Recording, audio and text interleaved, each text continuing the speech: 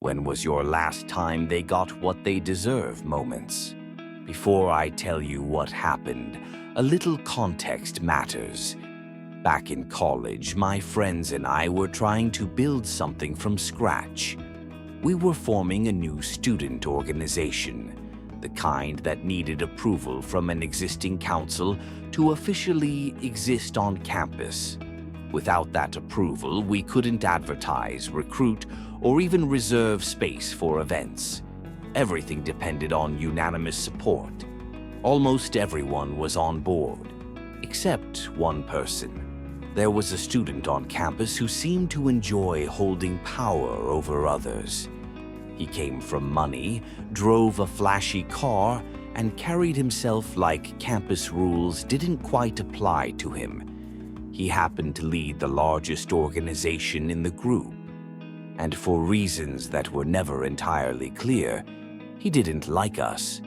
Every time our application went up for approval, there was exactly one objection: his. It didn't stop there.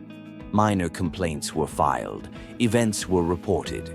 Noise complaints mysteriously appeared. It was petty, persistent, and exhausting, but there wasn't much we could do about it. So we carried on.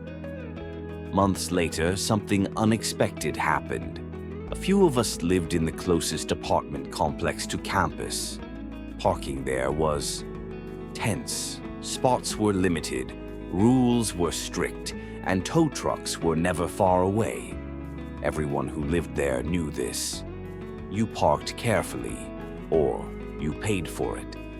One evening, that same student came to visit friends who lived in the complex. Instead of finding a proper parking spot, he parked directly on the grass, right behind our building, completely ignoring the posted signs. And that's when the situation quietly shifted.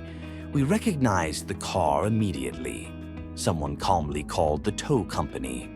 Another person sent a few texts. A handful of friends gathered by the window, not excited, not loud, just curious.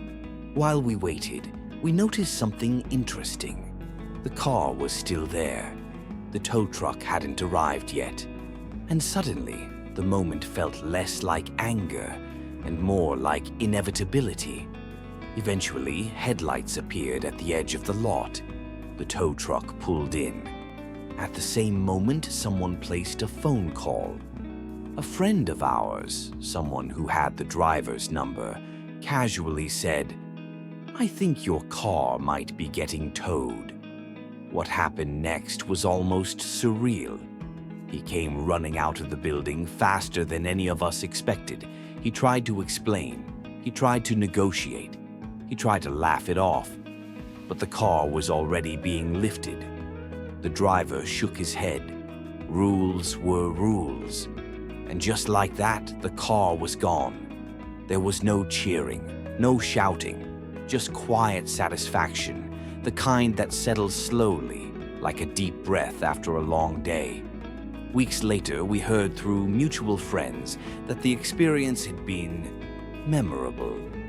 Parking habits changed, complaints stopped, interactions became distant. Sometimes the most effective lessons don't involve confrontation at all, just consequences and a tow truck